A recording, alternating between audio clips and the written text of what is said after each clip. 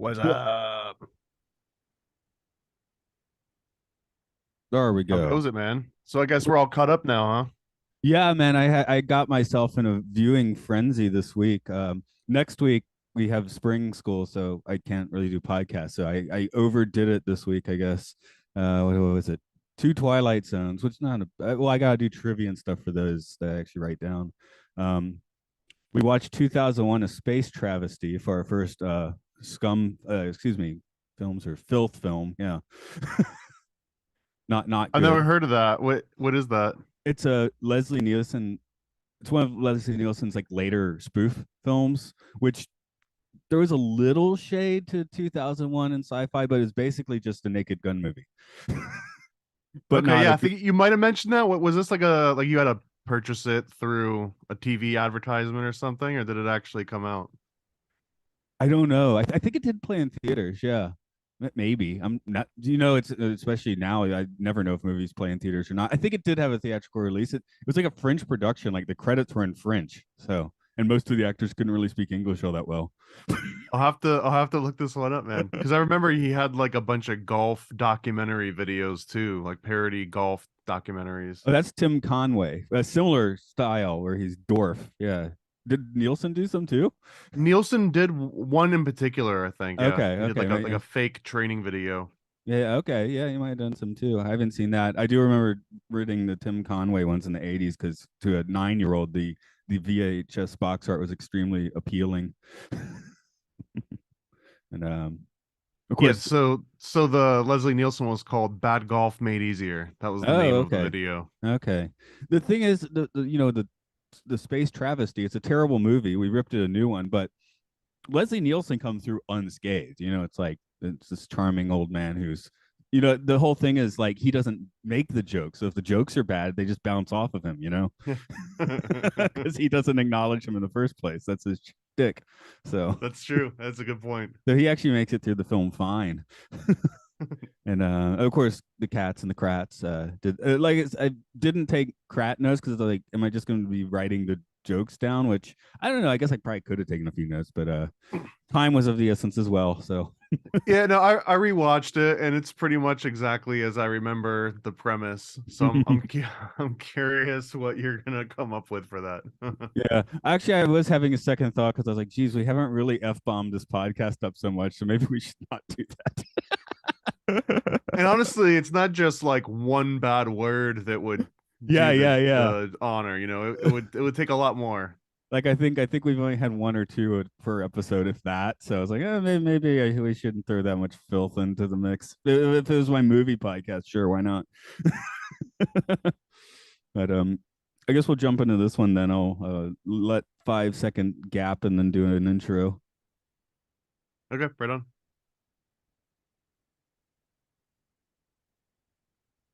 Hello, welcome to the Occult Disney podcast. As always, this is Matt here. It's Thomas, the paranoid American over there. How is it? It's okay, No, just there, just there. Very, we're just here. very green in there. That's kind of fun. When I used to when I wasn't married, I'd keep Christmas lights like in my room like year round because it's fun. It's jolly. Or is it just lazy? No, it wasn't lazy. It was I wanted them there. Yeah, for sure. Okay, okay, fair enough. Lava lamp, all that sort of stuff. It's great. It must have been hot in there. Christmas lights aren't that hot. You string over I the mean, ceiling. unless you get those nice LED ones, but even the incandescent ones, you leave them on long enough, they start to generate a little bit of heat. Then again, I'm in Florida, so I'm very sensitive to things generating heat inside. Oh yeah, that might have been part of it. I was doing it at like, yeah, much colder places. So it was so nice. so we're hitting the Aristocats and the Aristocrats today, which is kind of a weird mix, but Why I not? mean, name wise, it makes sense. I hadn't I hadn't seen either, to be honest. I don't think I ever saw it. I actually thought we were about to watch The Rescuers, and then I was like, The Aristocrats Down Under. I was like, wait, that doesn't make sense. So you've never seen the documentary called The Aristocrats, and you've never seen the Disney movie called Aristocats, neither It's of them? all new to me. I mean, I knew about the Aristocrats joke and everything. That Hmm. came out 2005, so I would have been in Japan at the time and as now. And yeah, Was wouldn't it have a caught that in 20-year theater. lag? Almost. It was 20-year lag for me. So I feel like if I had been in the States when it came out, I might have like, gone to the art house theater to see it or whatever. But because everyone wants to see Bob Saget drop F bomb. Sure, why not?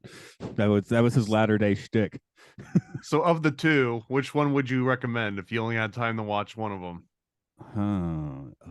I mean, I'd watch the Kratts.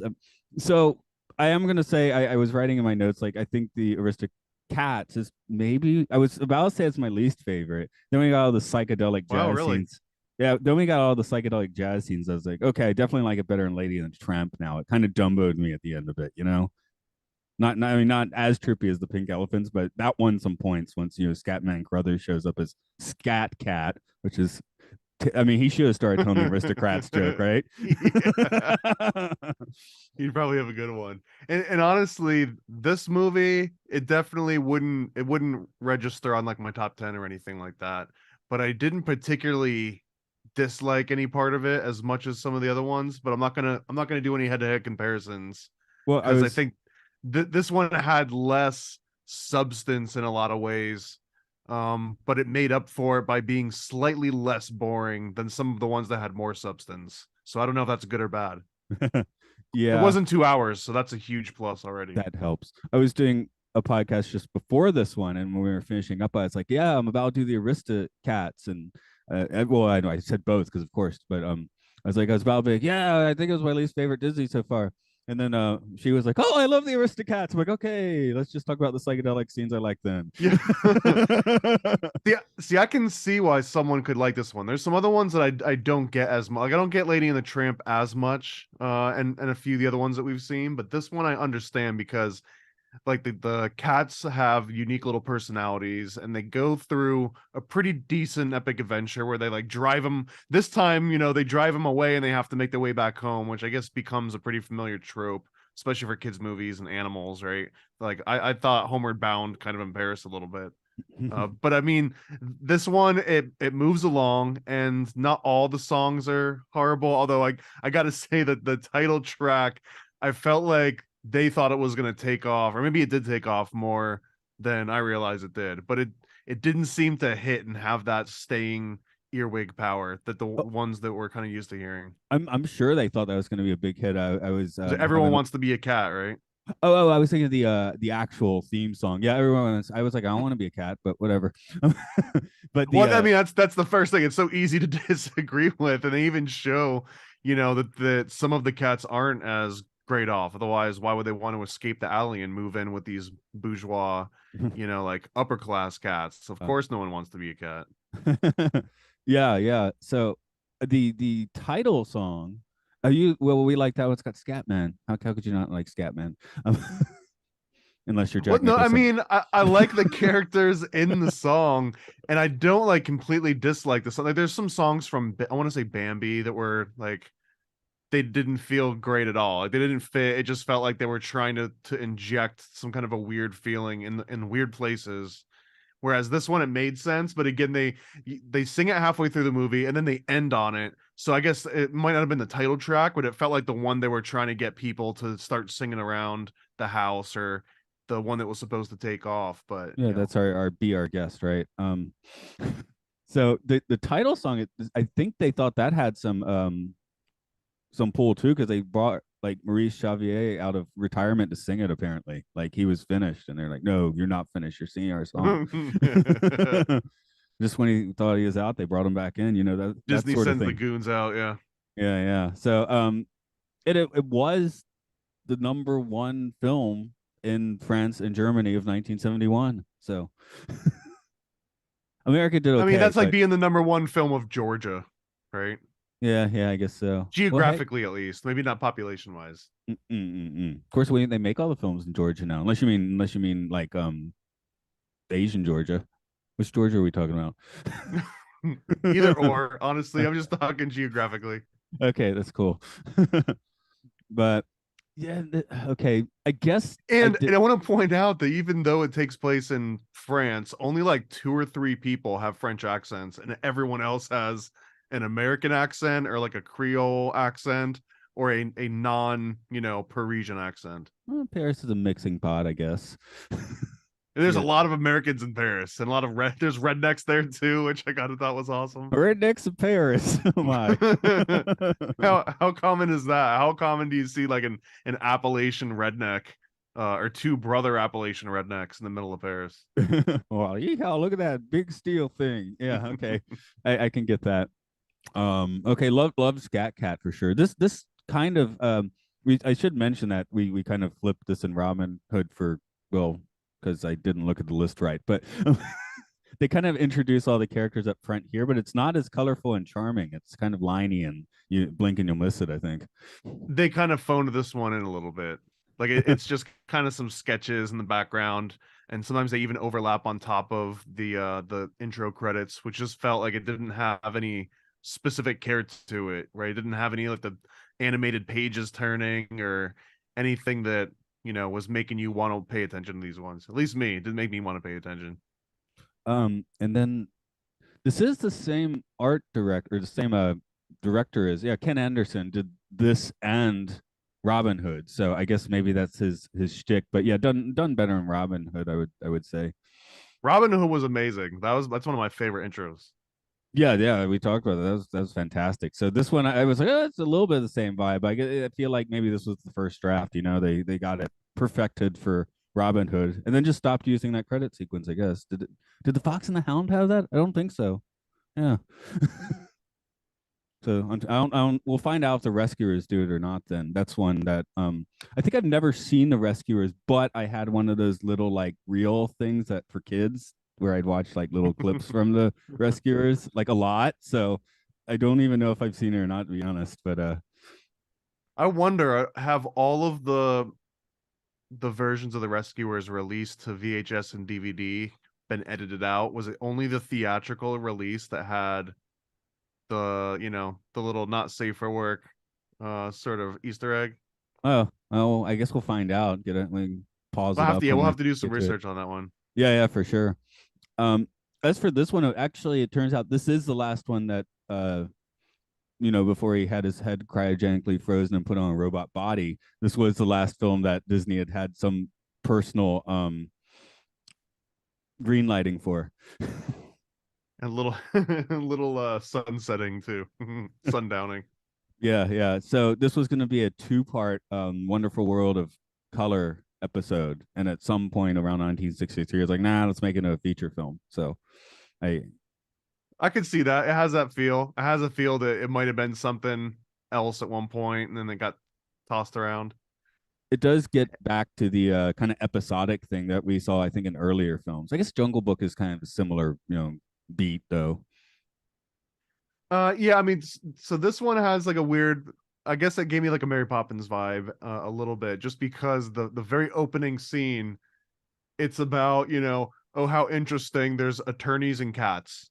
Like, we're gonna learn about attorneys and cats in Paris. Like, that's the opening line is someone's waiting for their attorney to show up, which is always the first thing that I want to hear, is that, my cartoon's about to be filled with legal characters.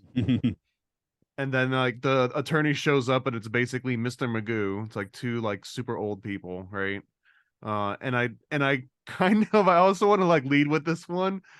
To me, the overall story of Aristocats is about a servant that's being forced to work well past retirement age and deal with these horrible sort of high society people that are just frivolously wasting all over their money and joking and laughing, and then forcing this person that's basically their peer, right? The butler is probably maybe, I don't know, 10 years junior to either of the other main characters, but he's getting run ragged, and I think he's justified that this old lady is about to leave her money to the three cats instead of to this guy. But if the cats all die, then it goes to the butler, the one that's actually been taking care of this old lady. So 12 I don't know. years. I If he actually murders a related lady, to the 12 premise. years. It's 12 years, because he's like, oh, times nine. It's like, no, that's stupid. 12 years was correct. That was a correct calculation. You don't need to times nine that. That's not how it works. um, he was, though, kind of, I think, the key for me not quite getting into this film. So I'll read my note. I don't hate Edgar. What the butler was, or Edgar was the one that didn't let you get into the movie? Well, I'm reading my note here. I don't hate Edgar. I just think he's really, really, really, really, really boring. He's like the most boring villain. Like I had to rewind this film a couple of times because I realized when, especially with, and it was always Edgar on screen. When I was like, wait, I just zoned out for 3 minutes. What happened? I had to go back. Fair enough. Although I'll say he also comes the closest to viciously killing an animal in, like with like a hand weapon. There's a few places where he goes and stabs the cat and just barely misses, and the cat gets caught, in between the prongs of, say, like a very sharp pitchfork. And then he takes a scythe and almost chops one of the kittens in half with a scythe, which would be pretty hardcore if either of those things actually had connected at any point. Well, he seemed so quiet till he snapped. Yeah. But But again, he's the most relatable villain, I think. Not in a way that I want to like feel the power, like experience it from a cinematic standpoint. But I feel like, yeah, I'd probably kill these cats too if it meant that I could retire and get what was kind of like partially owed. yeah, I guess I feel like maybe we could have like finessed that character a little more in the end. I'm looking. Are you telling me in Fox and the Hound, no one in that movie in the background ever drowned a kitten? Because you know what I mean? Like that's just what happens. That feels like a normal course of being. But in this movie, all of a sudden these kittens are elevated to such a higher, like they're literally elevated to a higher place than the person is, which is kind of a weird thing because it's not done in a Disney way. It's like you're actually seeing this poor guy is going to have to suffer for the rest of his life because of these weird animals. I'm having a look at the actor who did Edgar. I mean, it's not that guy's fault, I guess, but he's basically known for this in a Clint Eastwood movie, White Hunter, Black Heart. So I guess this is his calling card. So I don't know. Visually, he remind me too of the guy that Bugs Bunny's always beefing with, like the opera singer, where like his Edgar front lapel is always like flipping up and snapping him in the front of the face. Elmer Fudd. No, it was a guy that I think might have actually been based a little bit on Adolf at one point. Oh, okay. That's fun too, I guess. The other one, oh God, what is the cat? Marie or Marie? Marie and then Toulouse. Oh man, I have them somewhere. Okay. I kept getting them mixed up because I didn't grow up with this one in the back of my head all the time. Same here, and this is the thing. The reason I said the name both ways is in Japan, Marie is just extremely popular for like merch and stuff. Like So like it's now. Marie, Berlioz, and Toulouse. Okay, Berlioz, but yeah, you see Marie all over the place in Japan, like pencil cases, T-shirts.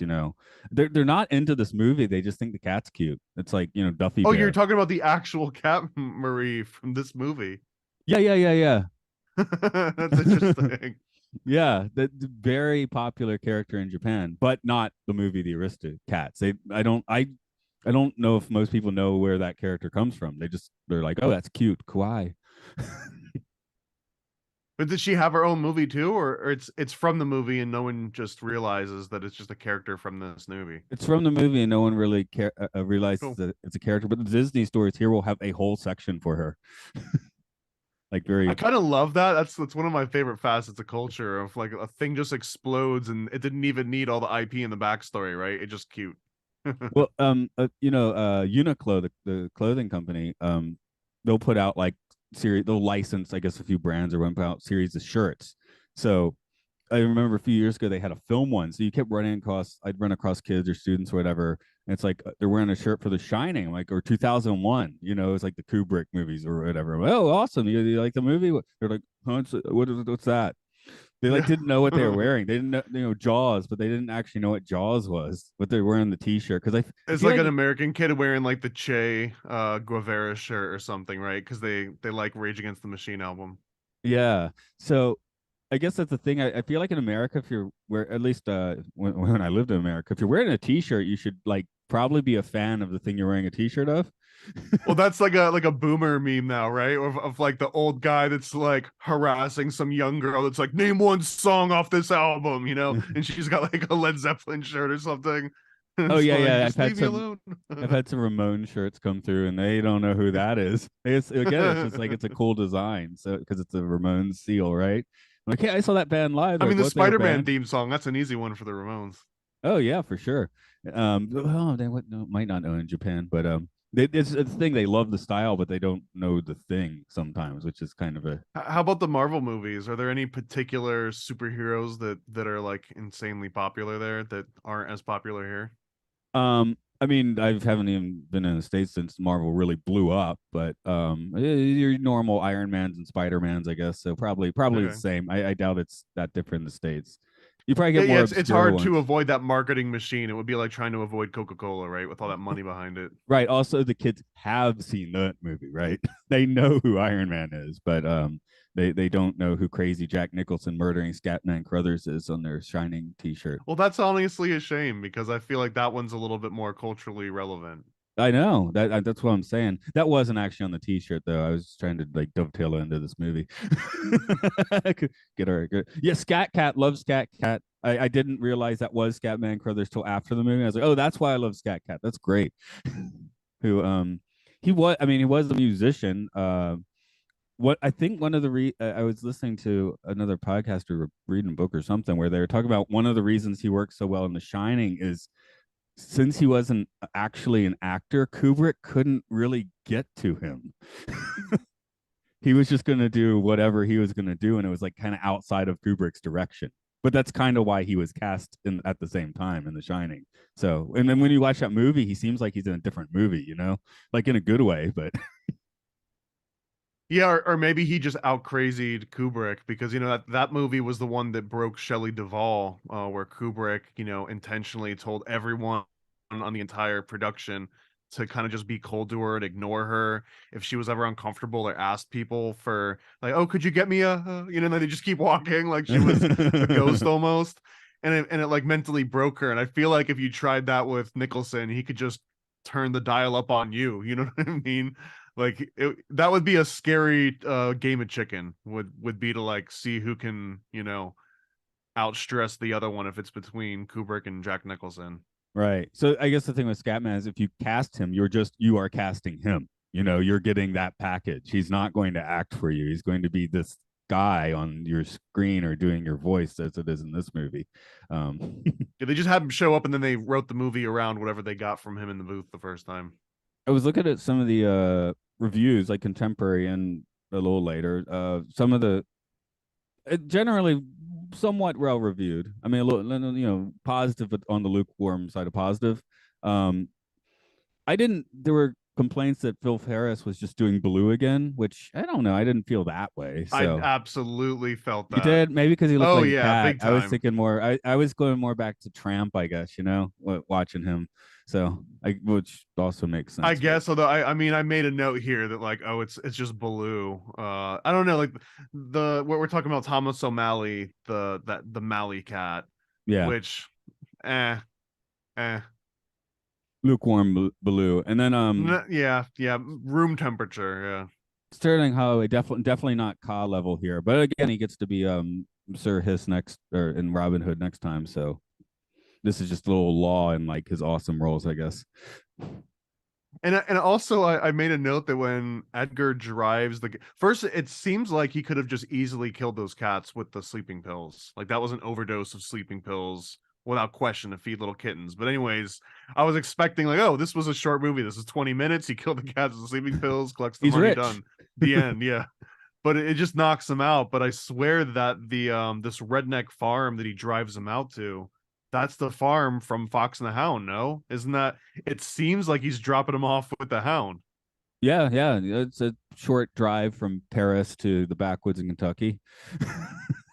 And I don't know, it felt like the same little journey too, because that's kind of that same premise where they drive away from this remote location, and you got to like find your way back. It's almost, I don't know, it felt like if they could have reused anything, they could have done that and just said, oh yeah, it's Paris now. I definitely wrote my most inappropriate notes for this movie. Oh, that's fun. when O'Malley shows up, I wrote that alley cat's out for some pussy. And then he starts doing a finger motion. I'm like, whoa, that's like Steven Tyler on the Rock and Roll Coaster. They had to digitally edit his fingers out, but O'Malley's still doing something relatively horrible looking there. So Wait, what did they have to edit out? Because I actually rode that constantly. That was one of the rides that was within 5 minutes walking distance from the front door of where I was working. yeah, apparently, no one caught for years that he was making the shocker with his hand for a decade or two. Oh, yeah, okay. I mean, yeah, I saw that. But I they don't. eventually edited it. It's like not there anymore. I think I heard a rumor they're Interesting. going to switch it all out for Queen anyway, but that's unfounded rumor, of course. Yeah, and I don't know. I don't know if that's very practical, but It it would doesn't be sound cool if practical. if they revamped it. No, it's not practical at all. But whatever. The AI can do crazy things at this point. Like I the Freddie Mercury life life journey, it just ends in a hospital room at the end. It's like very sad. yeah. The coaster slowly slows down and a kind Yeah. of magic starts playing. Some kind of magic. I forget, is that the album name? Something like that. Um, I don't know. Oh, and then after that, I read, are the kittens about to watch Kitty Style? Because O'Malley is quite forward. Okay, maybe I didn't. He's so much hornier in Baloo. It's like Yeah, I don't horny know. Baloo, at least. I feel like the voice didn't match the character on this one. Mm. And I say that going into it, and not, I guess, I don't mind the voice of Baloo, and I loved the Tailspin version, which I know is probably not the same person, but I the voice is cool. Like I love the cadence and the feel and everything. It just did not match this main character at all, especially not like the personality that they were portraying with this character. I don't know. It should have been a little bit slimier, I think. It would have been so much cooler as like a Master Shake style voice. They were that would be fun. They were going for quite a while with the idea of him having tabby cat stripes, which they decided would be too hard to animate, so they dropped Yeah, it. it would Would have been that a would pain in the ass. but would that have like added like a little bit of like making him look sleazier to make it work? No, you know what? Because now he's got competition with Heathcliff, and Heathcliff was way cooler than, Cat. Okay, that's I think this might be a year or two before Heathcliff, but yeah, about the same It time. doesn't So matter because Heathcliff wipes the floor with Thomas O'Malley. okay, It's not even competition. okay, yeah. I have a friend that's still like mentally scarred by the Heathcliff theme song because when he was a kid, he had a Heathcliff alarm clock, and it instead of ringing, it would play the theme song. So he just can't handle it anymore. Again, it's that even that is more of an earwig than everyone wants to be a cat. That is true. I can't quite remember what everyone wants to be a cat sounds like. I heard it last night, So Yeah. Heathcliff, I got that all in my head. Yeah. This also interesting enough, I guess Robin Hood. Yeah, Robin Hood, um when Maid Marian or someone comes along, the young male rabbit says something about, oh, that's sissy stuff when, they're talking about kissing. And this movie again, the young cat, when Thomas O'Malley is, kind of like making like some romantic gestures. Again, this kid saying like, "Oh, that's sissy stuff." I just thought it was such an interesting. Like, someone felt that was such an important dynamic that they needed to keep repeating it in these movies for the young kid to see someone showing affection and immediately get grossed out and say, "Oh, that's for sissies." It just Those seemed like narky such a 70s kids. it's a very specific sort of line of dialogue to repeat. Like it's like when a comedian tells the same joke twice. You know what I mean? Like, oh, did you hear it the first time? Well, when we get to the aristocrats, that's part of the thing there. You cannot repeat yourself, right? You fail if you That's repeat true. something. So That's true. yeah. So in that way they failed with this joke. Um, um I'm looking at my other snarky observations. Oh, be careful, children. That is not the right parental response to let's play train. Yeah, there's talks of swingers. There's like some extra thirsty geese. They come in the mix, right? Like the geese seem like they're just wine Racist, inebriated soccer racist moms or British something. geese. Casual racism And also of the just British just like Empire. just it was very casual. It was. And there's like a waddle scene that I feel like that was supposed to be some big, like if you know they were cutting a modern trailer, that would have been the big reveal or the big laugher.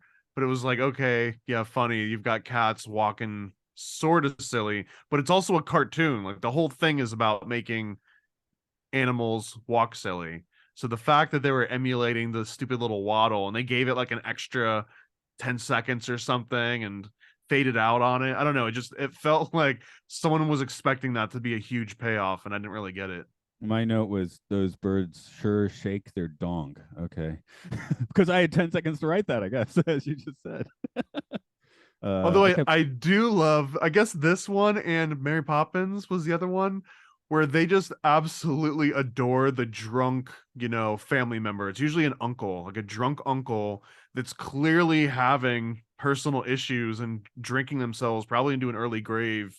And eventually is going to ostracize the rest of their family because everyone that drinks this hard ends up making like some kind of horrible, life decision that affects everyone around them. But in these Disney movies, there's never a downside, right? Like you just come across your uncle that's drunk and ranting and just got thrown out of an establishment in the middle of the night. And it's like, oh, uncle, you know what I mean? You're so fun. And the kids, like, everyone's like, oh, yeah, go play with your drunk uncle, kids. I don't know. It seems like such a weird archetype, of the friendly and encourageable drunken family member. yeah, for sure. And then we get into back into town, and I didn't one of Scat Cat's first lines is, are you all a bunch of are you all swingers? I was like expecting next to be like, hey, you got a key for the bowl? Yeah. If someone asks, are you a swinger? How do you respond to that? I mean, it's Paris, right? Isn't that just sort of how it goes? Yeah, okay, that's a good point. Like I do remember back in the late '90s with the whole Lewinsky thing, and the French were like, so. Yeah. Yeah, that's just how everyone That's, operates here. our prime minister does this, or president or whatever does this like every other week, right? And also I noticed that O'Malley does some code switching because the second he shows up, he starts also talking like Scat Cat and he's like, lay some skin on me, Scat Cat, and he kind of like leans really hard as if he's now a jazz singer too, which was kind of funny. Yeah, but that is, I mean, that is where the movie started to win me over. That is what they put on the poster. But I got, you know, sitting. I like the vibe. I got sitting here So I've got a just theory that Vogue, the right? more American this movie gets, the more enjoyable it becomes. And then the Yeah. farther away they get from American culture and directly into Parisian culture, then it becomes boring again. See, the latter part of this movie cross reference with this box that I have here, which is the Jazz from America on discs Vogue, where they would fly in American jazz artists and have them do like 12-inch vinyl in like the early 50s. So lot, I mean, great. Who's on here? Duke Ellington's on here. Art Tatum's on here. Charlie Christian, Errol Garner. They'd show up in Paris, get paid for a session, and maybe do a few concerts and go back home. And I can't help but notice you've got a Zoot Cat poster behind you too, which feels appropriate. I don't know if you did that just special for this or if that's a coincidence. Oh, that's always there. I put that there about a year and a half ago when I realized I kept doing these podcasts, and there's You've been a blank planning wall ahead for this particular for a episode for year and over a a year. half. That's right. That's Yeah, a long payoff, years. man. This I That poster was in my bedroom 20 years ago too, man. This is a long burn. If you lick the edge of that, do you think you'd still trip a little bit? Yeah, oh yeah, I should go lick it and see what happens. Oh, let's see. Then You all of a don't get. sudden, you actually start understanding everyone wants to be a cat. You'll I get it, explain why that man. really. Yeah, I get I it get the now. It all makes flashing sense. colors. Kids just should have joined the beatnik life. I mean, um, I do like the idea But of using meow as an exclamation more often. You see something like meow. I don't know. It has a certain connotation to it. The way that they say it, I don't know. I don't know. It's uncomfortable a little bit. Yeah, yeah, yeah.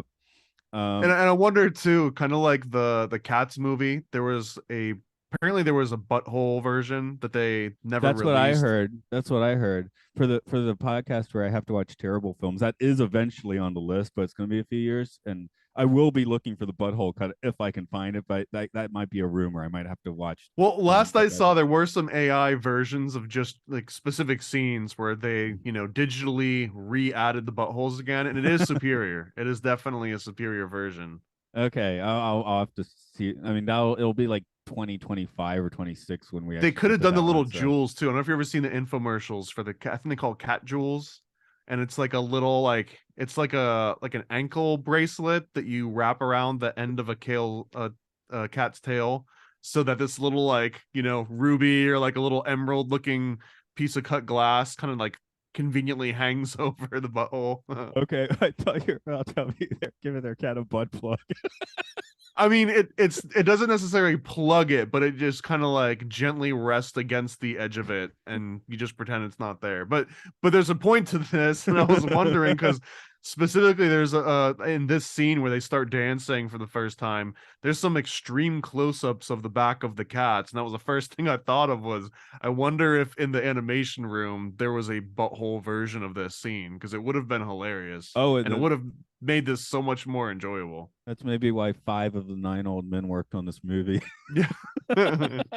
They were like, oh, let's screw around with the movie some. That'll be fun. I did just notice my final note here was got a tab of acid for the end. So uh, should have licked my poster back there.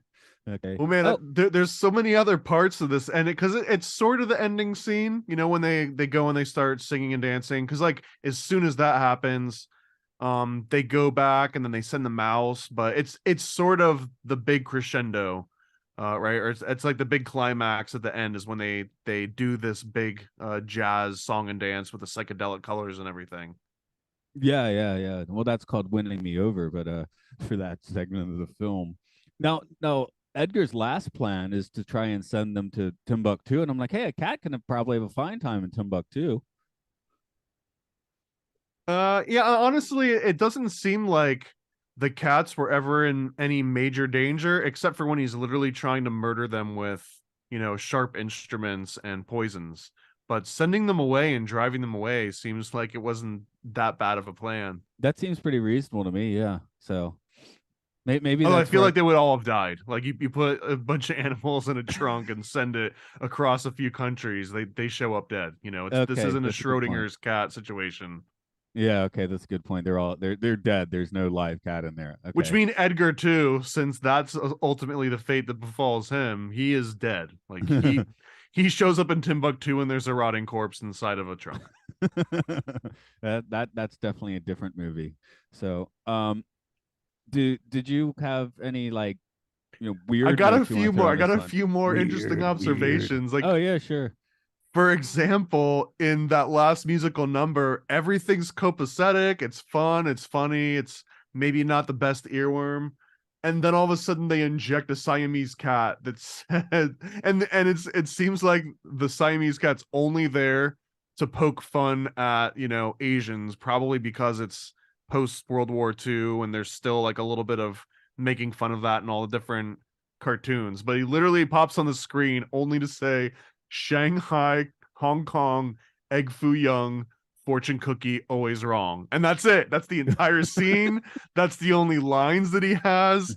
And it doesn't even add to the song at all. It out of nowhere, this guy just pops in. It's like Mickey Rourke, with the Tiki Shirty line out of left field. So I don't know if I don't want to say I appreciate it, but it definitely made that scene a little bit enjoyable because it was just like, oh, there's a little that was an unexpected bit of racism. Okay, his name is Shun Gone. I Of don't know. course it That's is. yeah. I mean, I guess I was expecting the name to be worse, so we'll give him that. But there were 5 of 9 old men working on this, so a lot of old men. Yeah. A lot of ex World War II vets, or at least, adjacent. Well, they made all the propaganda films, didn't they? That's true. Oh man, Stuck in their there brain. was a propaganda film that I just got someone showed me the other day that was directed by Disney. We'll have to look into some of these because it was blowing my mind, to be honest. Oh, that brings me to just a quick update. Because I listen to weird stuff. I was listening and watched a bit of people talking about the 1993, 1994 unveiling of the Anaheim Mighty Ducks, the hockey team that Michael Eisner bought. Hmm. And it opens with the ducks flying in, and it's basically a copy of the victory through air power shots. So I was like, that's I amazing. mean, yeah, although to be fair, I think Ducks owned that V formation They before did. military adopted it, so it's a little bit unfair. Oh, they also But called it also, victory yeah. through duck power. So Yeah. it's victory through duck power on the screen. So which And then there's the swastikas, which was weird with the hockey sticks. Yeah, I think that was in bad taste. and then there's the mascot, not Mr. Freeze, that's Schwarzenegger Batman. Oh, what was his? I forget the guy's name, but basically he was fired by like halftime just because everyone hated the mascot so much. Like he didn't even make it to the end of the game. He was supposed to be there the whole season, and he didn't even make it to the end of the game. So fortunately, people couldn't tell who he actually was because he had all the makeup and sparkles and stuff. So he could go off back to Disneyland and just work there. It was probably actually worse working in the park.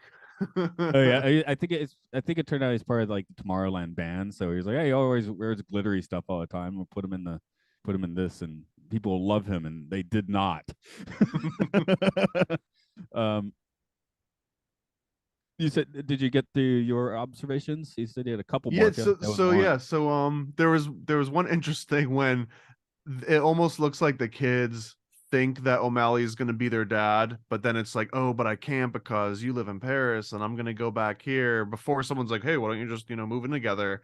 But the kids just immediately like, oh, well, we almost had a dad. It was it was just as interesting immediately like giving up and like, oh, I guess we'll just be bastards or we'll just live this life without having a parental figure. It was Mama's a making a quick. booty call. Yeah, exactly. It was just another booty call, whatever. So is the life of a Parisian, right? And Yeah.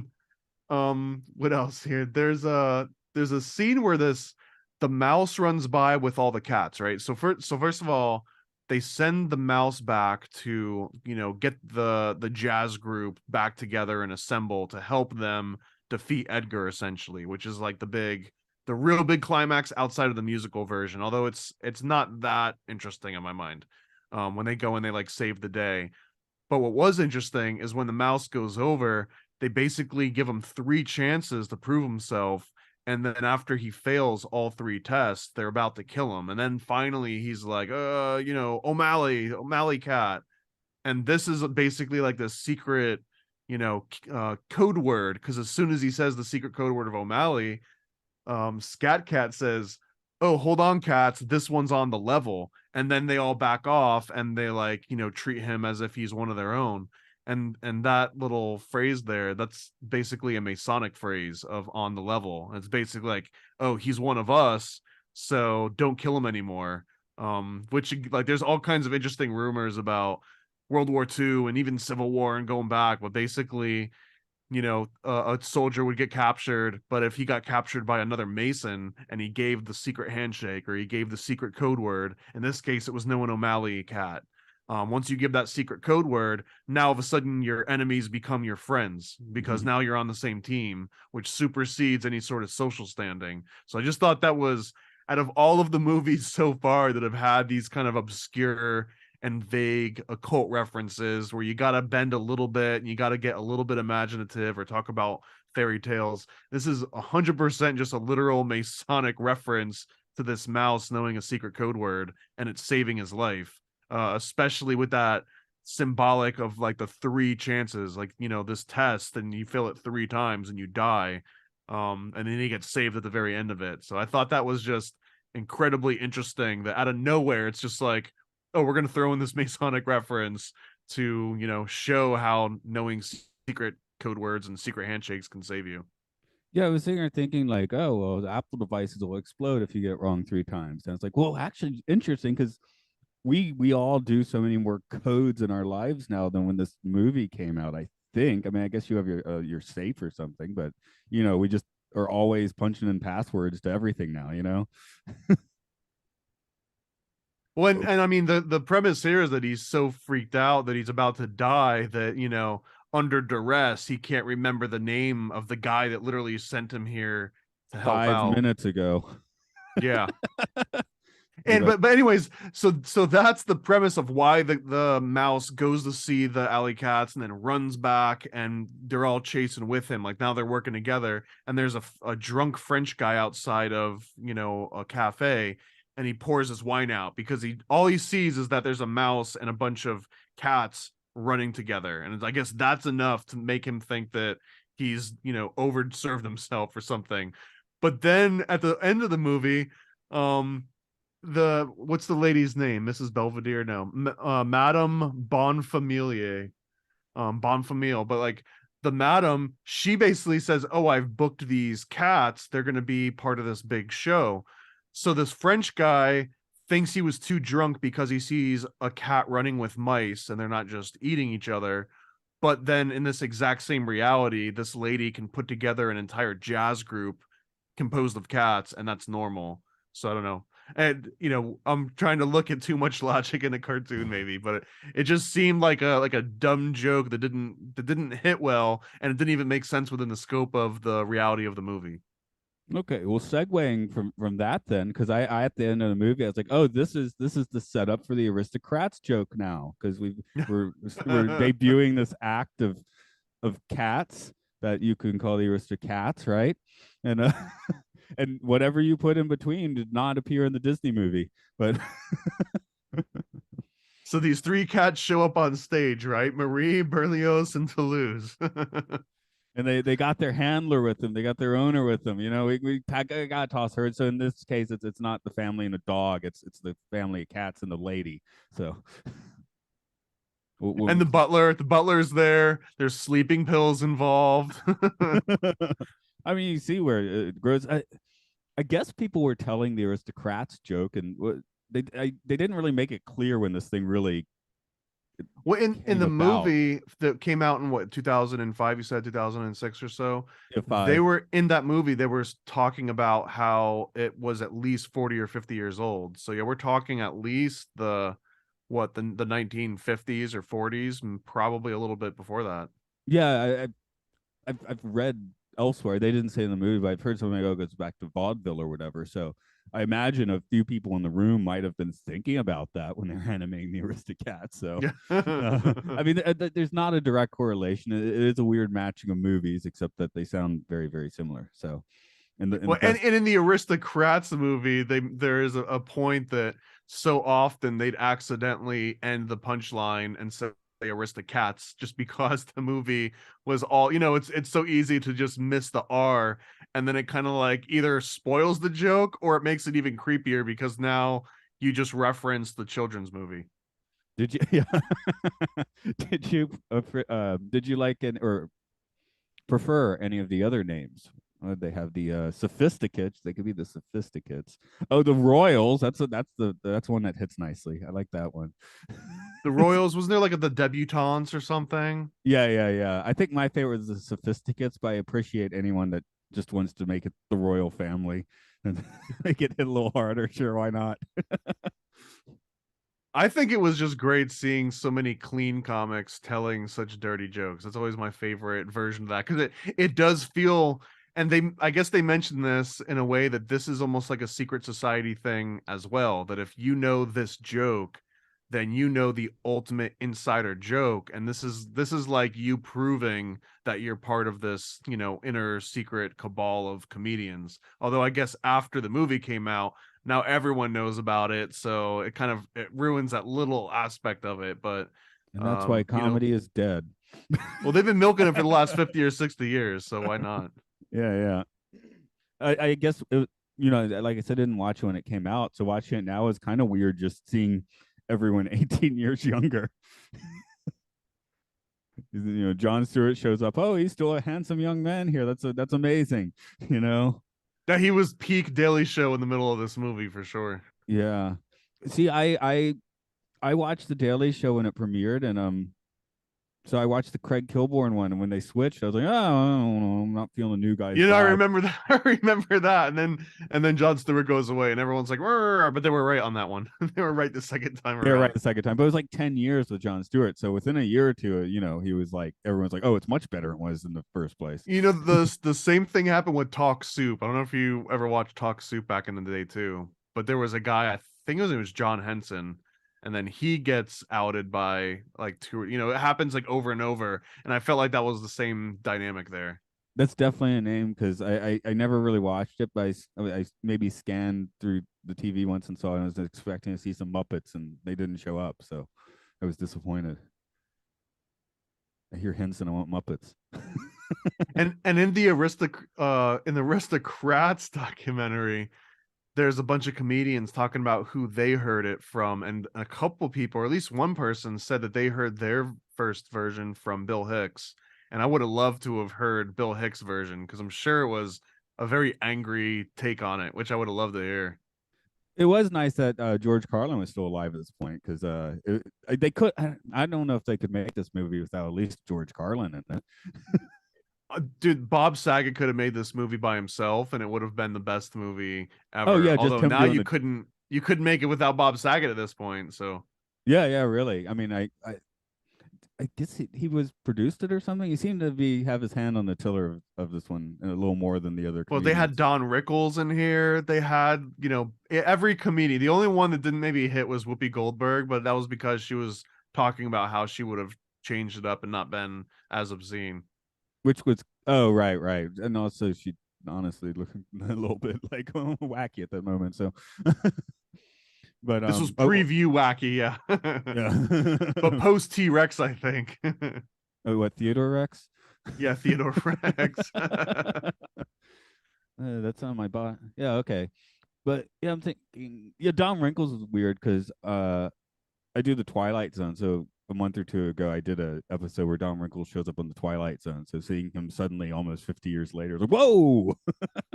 I bring this one up on a few other podcasts a few times, so I don't know if I've beaten it into the ground already. But in case you didn't know this one, I find this endlessly fascinating. But that allegedly, but Anton LaVey, the guy that found the Church of Satan, right, Right. from Hollywood or whatever, he got the inspiration for his original look of shaving his head and doing the pointy little beard and the pointy little mustache. That came directly from an episode of the Wild Wild West called Night of the Druid's Blood. And in Night of the Druid's Blood, Don Rickles plays a cult leader named Osmodeus, I think, or he's like cult leader slash demon. And in that particular episode of Wild Wild West with Don Rickles, he looks exactly like this character that Anton LaVey later kind of like adopts that character. So our entire premise of, and the Church of Satan and the origin and, Sammy Davis Jr.'s homeboy, all of that aesthetic came from Don Rickles, which I don't know. There's something so appropriate that modern day Satanism somehow originated with Don Rickles. Steal from the best. So that actually Yeah, might be that's right. that actually might be Dom Wrinkles in the backwards of the Eagles Hotel California album. And you know what? I apologize in case I'm mixing him up with Ernest Borgnine, but either or, Don Rickles, Ernest Borgnine, either or, it still is fascinating. Yeah, yeah. There's all these actor twins. Because of another Twilight. They're the same person. Convince me they're not. Just like Alex Jones and Bill Hicks. Yeah, I finally worked out that Jonathan Winters and Walter Matthau are different people at like age 44 or whatever I am now. Well, I mean, Walter Matthau was like twice the size of John Waters, no? Jonathan Winters. Jonathan Winters. Oh, John Winters. Okay. Yeah, yeah, not John Waters. I love John Waters, but yeah, Jonathan Winters, who was Robin Williams' son on the last season of Mork and Mindy, because they age backwards. What a great sort of trajectory that last season took. Hey, I was 3 years old. It was great. I loved that. I remember loving that last season of Mork and Mindy. It's probably the worst thing ever, but I loved it.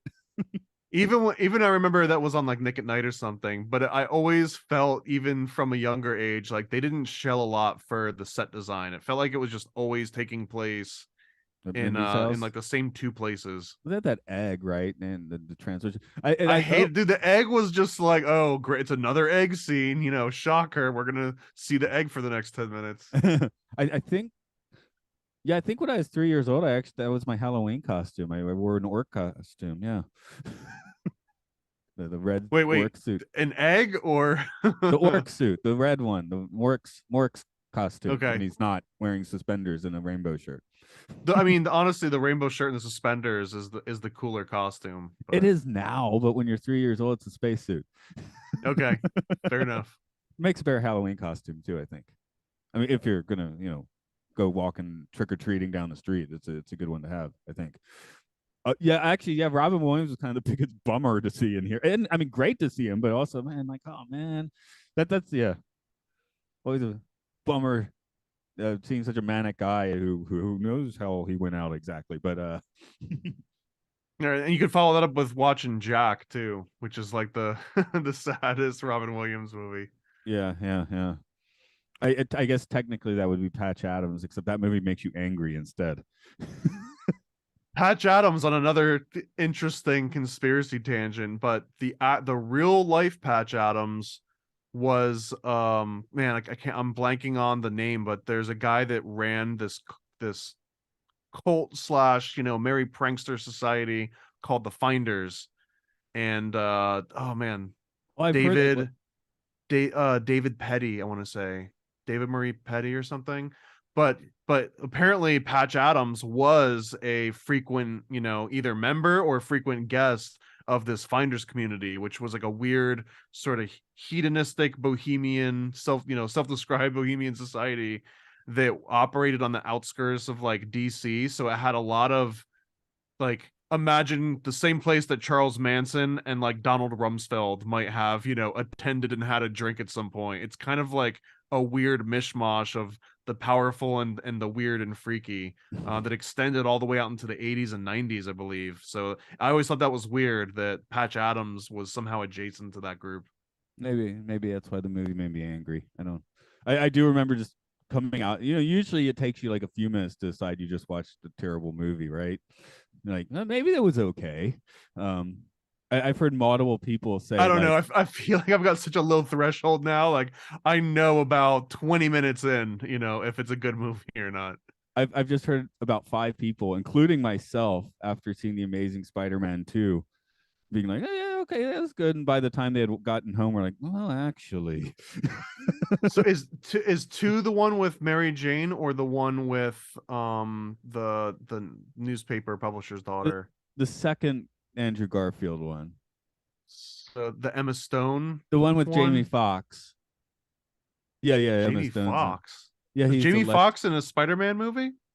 Electro. He was Electro. Am I mixing up actors here? Oh God, now I have to look. Yeah, I think. Anyway, Was Jamie Foxx Electro? I want to. I mean, he was acting super dorkish. Yeah, yeah. Now I'm like second guessing myself. I'm pretty sure it's correct. I guess you're gonna find this before me. Let's see. Yeah, Jamie. no, yeah, Jamie Foxx. Okay. Yeah, but this is the one that had Emma Stone in it. Yeah. So Yeah, yeah. So so ironically though, this was the far more interesting comic book story and plotline and love interest, way more interesting than Mary Jane ever would have been, although they didn't really do this particular storyline the justice that I think that they could have. well, I remember walking out of the theater being like, "Oh, that was very Ditko, like Steve Ditko on screen. That's great." But by the time I got home, I was like, "Yeah, that wasn't the Electro wasn't very good. And the story was kind of weird, you know. I don't know. So I should probably rewatch that one sometime. But I'm so burnt out on superhero movies. I think Spider Man's the only one that maybe I can do. So maybe I can rewatch that one. But I've missed. I finally fell off the wagon. I haven't seen like the last 4 tentpole Marvel movies because I quit caring. Have you done any of the Doctor Strange movies? That was kind of I saw both of them. The second one I Okay. think is the last Marvel movie I saw. So I haven't seen any have come out since that. Is that the one that killed you, or was that an exception? It's weird. It's not even like, I mean, I liked watching the theater. I'm like, oh, it's got, I mean, it's got Sam Raimi touches, which are cool. It's not really a Sam Raimi movie, but it's got enough touches that it entertained me. But I just quit caring. It wasn't even like this is bad or anything. I was like, I don't care anymore, Yeah, no, I get it, man. which is surprising because I was, a comic book kid, and 15 years ago I was Well, all in on this. there's some that are so good that I think stand outside of the blase, just kind of like mainstream. Like for example, Punisher Warzone. Have you ever seen that one? It's kind of like shot like a low budget B movie, but it's amazing. It's kind of like the Dread remake. It was just called Dread. It Oh didn't yeah, get that's nearly great. as much promotion, Carl but it was a Urban. great movie. It's a great Yes. experience. So if you haven't seen Punisher Warzone, that one's definitely worth a watch in the Marvel sort of pantheon. Okay. And I don't, man, I'm just gonna hope that this exists, so I'll just pretend like it does. But I heard a few rumors that there might actually be a DC Lobo movie, and if there's ever a Lobo movie, I'm all in for that. That was probably the only DC character that I ever cared half about. And I mean, I loved Lobo. Lobo was probably like one of my top 3 favorite characters of all time.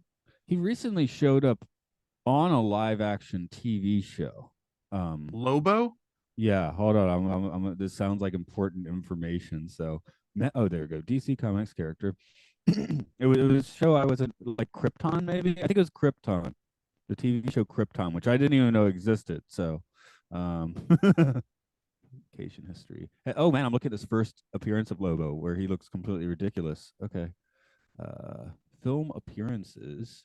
DC Rebirth powers and abilities. Man, Lobo has a long bio on Wiki here. Live action. Okay, Lobo appears in the second season of Krypton. This version displays vendetta against Brainiac, who destroyed his home planet and stole his home city. No, that's not right. Lobo kills everyone on his planet, right? I don't think so. No, I mean, Lobo kills lots of people on other planets, but I think that he was the last. He was the last one alive from his own planet. I don't think Because he killed them all. he killed his own people. Yeah, he killed everyone on his planet, so he had to leave his planet to start killing other people. Because he was supposed to be like the absolute, like, out, like the most heightened version of the anti-hero badass possible, right?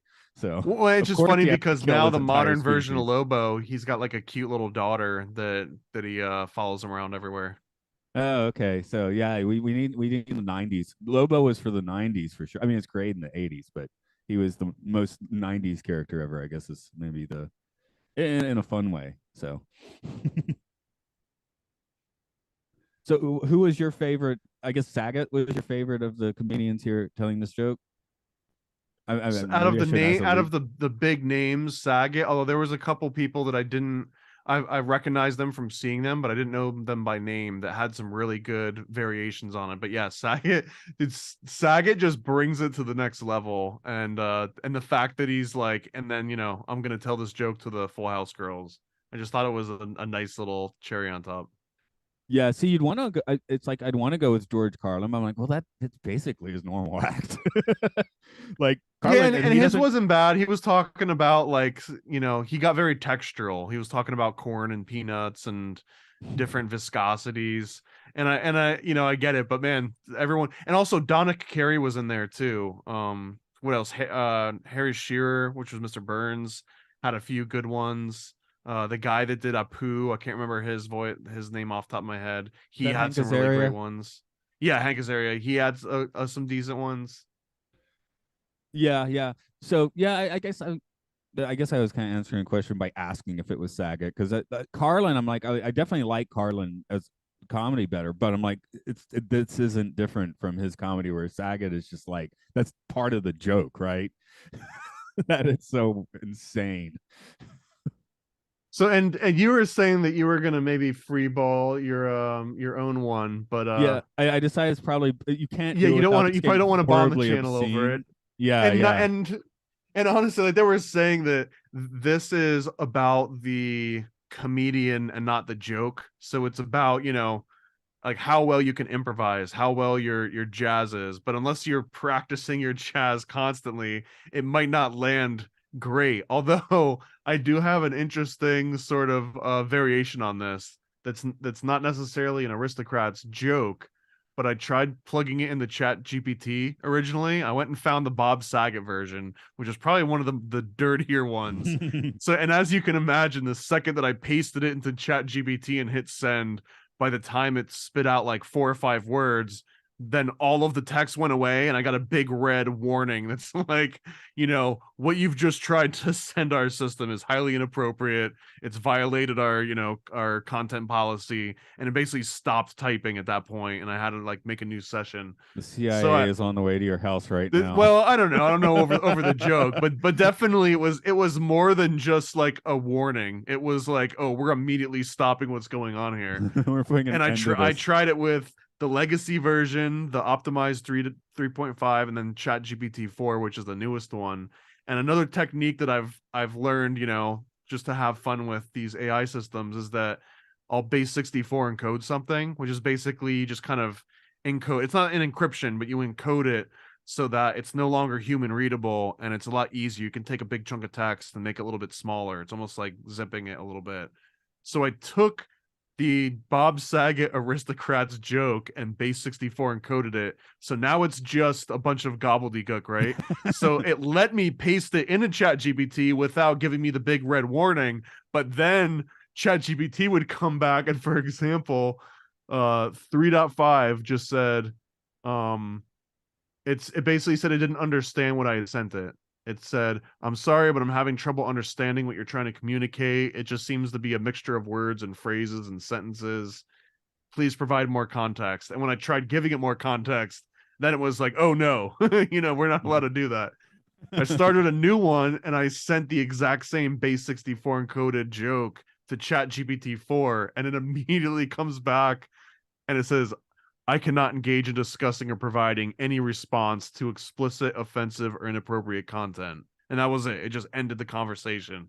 Well, I guess they're But rolling the other way since last time they let the AI loose. It just went, what, Nazi within 3 hours or something? well, they kind of always do, because who has the most amount of time but kids on 4chan, right? But here's the interesting thing is that if I went with the non-legacy version of ChatGPT and the slightly older one, I sent the exact same base 64 encoded, and then all of a sudden I got what sounded like a aristocrat adjacent story, but it lacked any of the humor or like the vulgarity, but it's very, very dark. It turned into a very dark prose.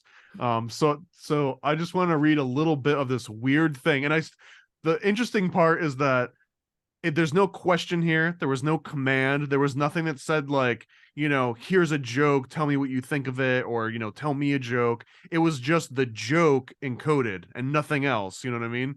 So it immediately comes back and it says, the show starts strong with my son and daughter, playing with my son and daughter, playing with our dog. The dog is old and has missed some of my son's milestones. So the video is only one of the few memories we have. The dog is one of those loyal pets we can't imagine life without, so the memories are especially precious.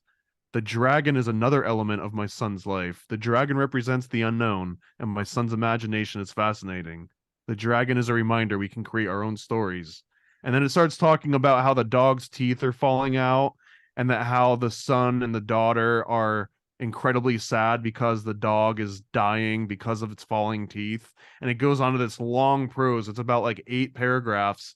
And I thought it was such a fluke that I went and found another version of the Aristocrats joke, and I did the same exact thing. And it started out and it says, the show starts strangers with surrounding and daughter playing with our dog. The dog is old and has misaligned teeth. She sucks on a long tooth and gums. The dog's happy and doesn't seem to mind. And it just keeps going on, and it never quite gets vulgar or inappropriate. But the fact that it's talking, like, it's so weird because it clearly understood, part of the context that like something bizarre is happening with kids and a dog and a family, and there's like things that are sucking on each other, but it doesn't ever cross the line. But it's almost creepier because it feels like a horrible, like humorless hellscape version of the Aristocrats joke. Yeah, the colorless one. That is, you should start a Twitter feed for that. Just like the dark is disturbing. shrinking, and my son finally comes out of the shadows, realizing how much he wants to make something out of his life. My daughter is studying and doing well, but I worry about her safety and the risks that come with living in a big city. Like, it just keeps going on and on with like these very weird, dark, ominous things. I don't know. It's this was beyond fascinating to me because I did this a few more times, and every time that I base 64 encoded another variation of the Aristocrats joke, AI would keep giving me something that was very similar to this. That's great. I love that. I'm like, that should be like a Twitter thread of just like creepy, non-vulgar aristocrat jokes done by AI. That's a Twitter feed waiting to happen. So, in case you do listen to the Occult Disney podcast with your family around the radio, I'm not going to go full Aristocrats dirty, but I had a thought about how I did it, and I am going to have to go straight to an F-bomb to make this effective. I was like, Uh-oh. okay, how would I construct this? I mean, you have to construct. It's like jazz. You need to have a basic melody, right? And that's what I got from the movie. I'm like, oh, all of them are taking like something, a little something from their life, building off of that or on their shtick, right? So I think I got a good idea on at least a foundation for how I would construct the joke if I had comedy chops. Which Okay. so near one of the places I work, there's a 7-Eleven, which I've nicknamed the fucking and sucking 7-Eleven. I go in there, and everyone there looks about, male and female, looks about 20 years old, extremely glam, and like kind of like J-pop wannabes, right? But they're all like working at the 7-Eleven, which is weird. I go in like last week, and they're doing inventory or something, and like 7 people who all look about age 20, and the guy comes to check me out, not in a 7-Eleven uniform. Maybe he's the manager, also glammed out, maybe slightly older, like 24. He's like in a black pimp suit, basically. I'm like, this is weird. But every Saturday I go in there, right after work, to buy a snack, and every Saturday I walk in completely empty. So I get my stuff, walk up to the counter. About 5 seconds, always about 5 seconds, someone comes out from the back room, right? So I'm like, what's happening in the back room? They look very glam. And like, so I assume, well, anyway, what goes on in that back room is going to be the basis of my aristocrats joke. Of the second fucking 7-Eleven, there's Yeah, something going on what in the goes back on? room. Yeah, because I Poppers, probably, right? They sell poppers maybe at 7-Eleven there. yeah. I don't know. But you buy Genki drink. Actually, this is a fun story. This is 20 years ago when I first came to Japan, and my buddy and I, there's no drugs in Japan. We were like, how are we gonna have a fun time? So we're like, let's get the most expensive Genki drink, energy drink, right? So we go to the 7-Eleven, buy it, walk right outside, drink it. We don't even and saunter off, right? As our Japanese gets a little better, we remember the drink was called Bing Bing. Bing Bing in Japanese is erection. So Just they, two guys out on the town. two foreigners pop in the middle of the afternoon, buy expensive, basically like Viagra in a bottle, and saunter off. Like that Just could go look good. sightseeing. Yeah. So anyway, I would be basing my aristocrat jokes on what goes on at the 7-Eleven, what goes on in the back room of the 7-Eleven, especially that one. Now there is a counter argument for my coworker. He's a boxer. He and he goes, his boxing gym is like 2 doors down from the 7-Eleven. So he's like, yeah. No. He's like, no, you're wrong. It's not that, because I go in there after boxing, and I'm pumped, I'm ripped, I'm ready to go, and they don't invite me. So that means that can't be happening. He's like that you're wrong because they didn't invite me. So I don't know if that's fantastic. That's a fantastic retort to my theory, but I don't know if it's a logical one or not. So No, I don't think it is. yeah, but I do like it. That's great. They didn't invite me, so it's not happening. So anyway, yeah, I'm not going to sit here and try and actually make that joke. So if anyone wants to, if a proper comedian wants to, steal that and construct their own aristocrats joke from that, they No, can that's a do free. that. That's generous of you. Just throwing free ones out there. Throwing them out, yeah, that's one for the masses there. So, um, um, anyway, yeah, that's how we do the joke, I guess. Is that how we end this? Did you want to throw something else out on the aristocrats? I just want people to reconsider that Edgar was in the right here, and that if anyone were to put your own mental health, and then elevate 3 kittens on top of that, I feel like you're totally in the right to kill those cats. Okay. As I said, for me, he just committed the crime of being boring, because whenever he was on screen, I'd like totally zone out. So that's why I gotta say for that guy. Um, I I should actually look at the list of what the next film is and not guess that it's The Rescuers, but I'm pretty sure it's The Rescuers that people will be hanging out for next time. Let's see. Disney And I feel like I do need to spend an animated. inordinate amount of time figuring out exactly what the backstory is on that blooper from the rescuers. Who did it? Who found it? What versions made it out? Who got fired over it? I feel like that could be some good banter. Yeah. We have to do the many adventures of Winnie the Pooh first because it came out 4 months before the Rescuers. Wow, Okay. 19. Can can we combine that one with the horror one that just came out?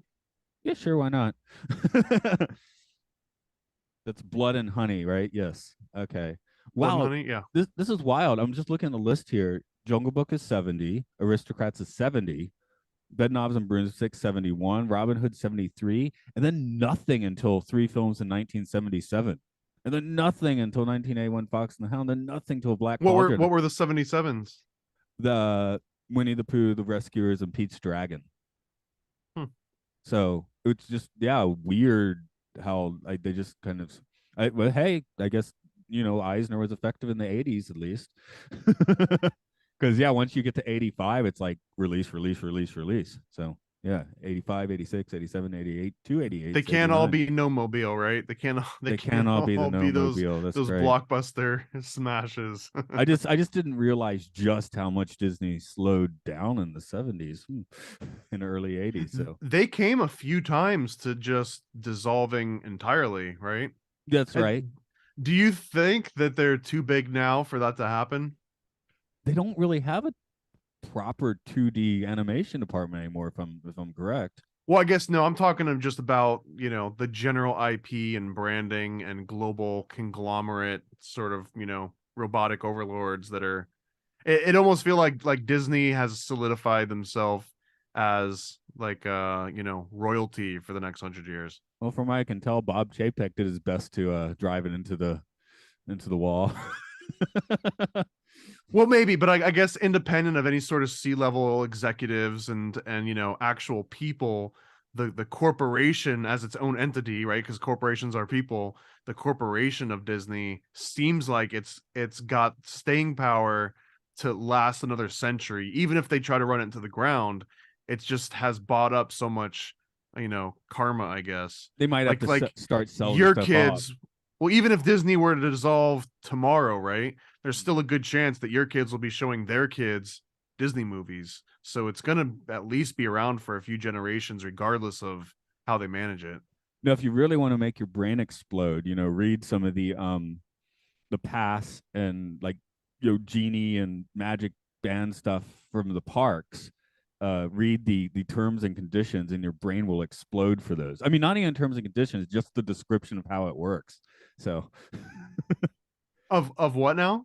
like park passes and all the different ways. Like I was Oh listening to yeah, people. like blackout dates and secret decoder rings to figure out exactly if your $400 ticket you can even use it.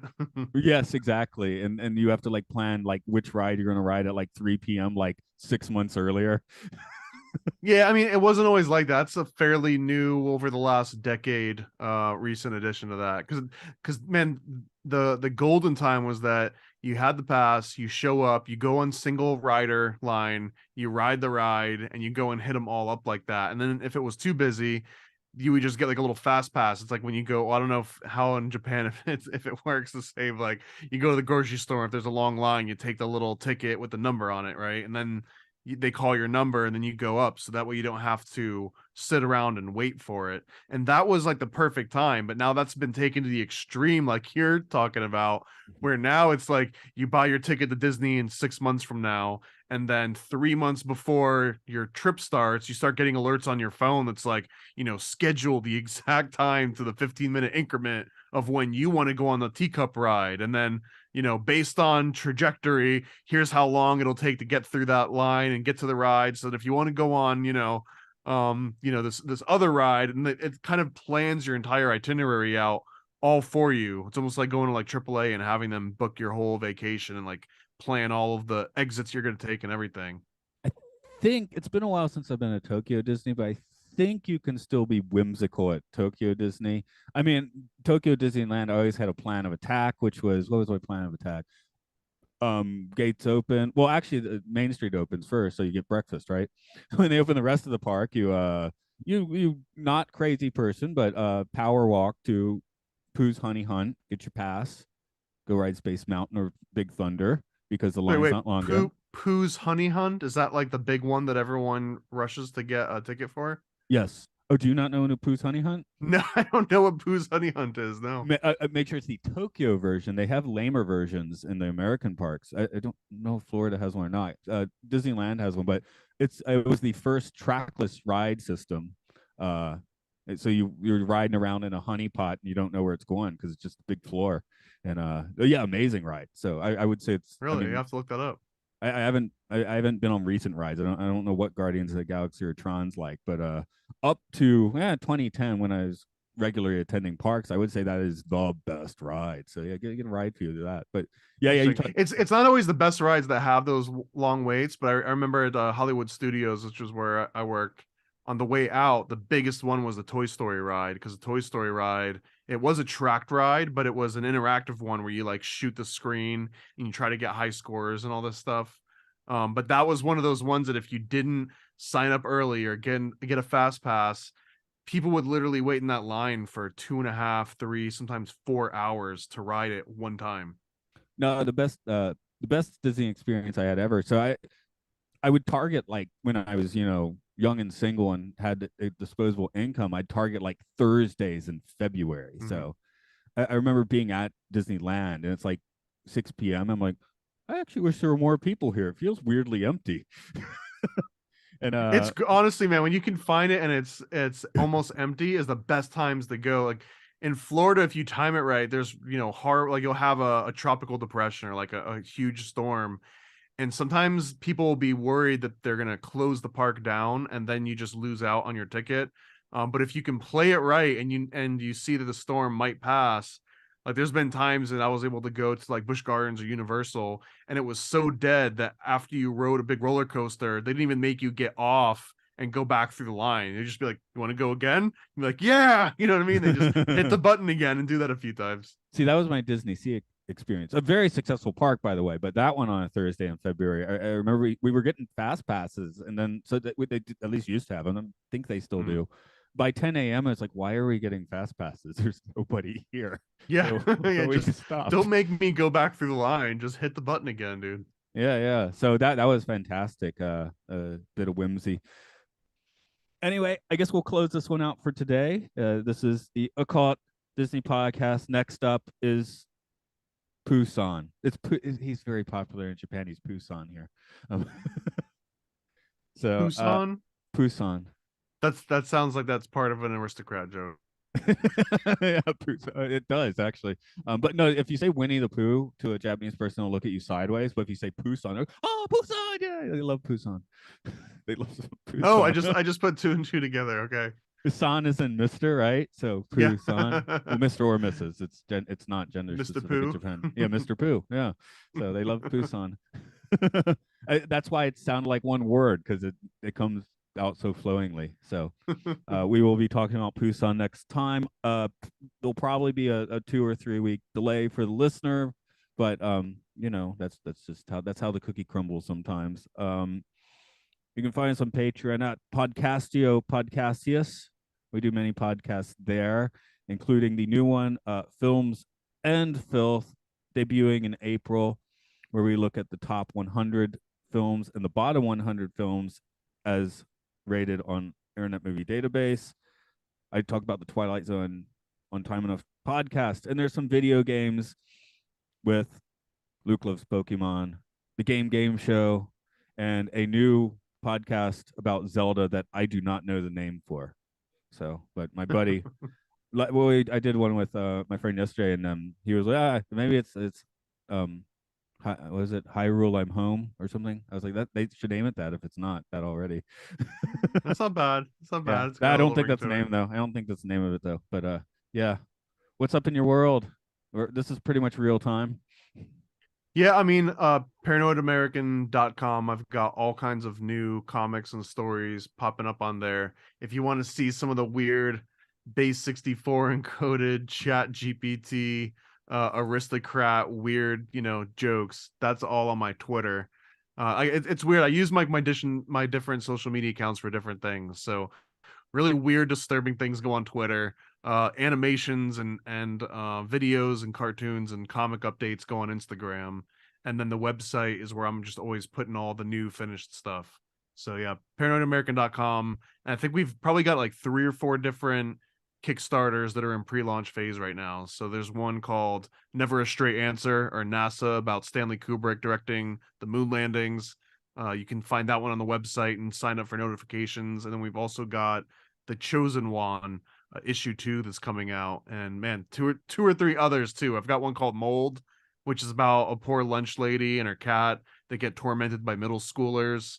And then it's up to her to save the world, but she doesn't want to because the kids in her school have tortured her, so she's going to hold it against humanity.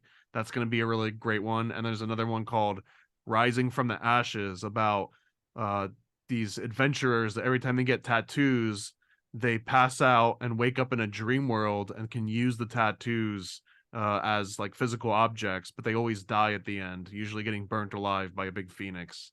So it's called Rising from the Ashes. It's just about constantly dying over and over. So those are all fun. Those are all really fun ones. What's the name of their act? The Aristocrats. Oh, you got it right. Good job. I didn't know if you go cats or crats, so I was like kind of like holding my breath on that. And then they start vomiting into each other's mouths and they jerk off in it, and then there's some poop involved and phlegm, and yeah. Okay. I'm gonna pop off to work then. Like I said, I think next week I'm definitely not. My mornings are gone for next week, so I'll probably see what's up as April rolls around for Pusan. Okay, we'll figure it out. Okay, keep it real. I'll stop the recording first.